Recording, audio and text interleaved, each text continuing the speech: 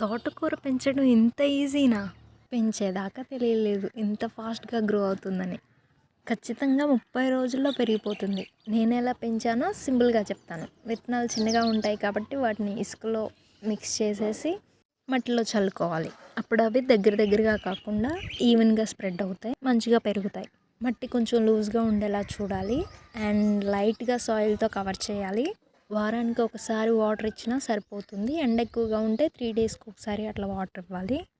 ఇది 3 రోజులకి ఇలా మొలకలొచ్చాయి. మొక్కలు చిన్నగా ఉన్నప్పుడు చాలా జాగ్రత్తగా వాటర్ పట్టాలి. లేదంటే అవి పడిపోతాయి. నేను వాటర్ డైరెక్ట్‌గా పోసేసాను. దానివల్ల మధ్యలో మొక్కలు పడిపోయాయి. సో, మొక్కలు చిన్నగా ఉన్నప్పుడు వాటరింగ్ అనేది చాలా ఇంపార్టెంట్. యాక్చువల్‌గా నేను తీసుకున్న సాయిల్ ఏంటంటే, మనం కంపోస్ట్ తయారు చేస్తాం కదా! Kitchen waste and dry లీవ్స్‌తో.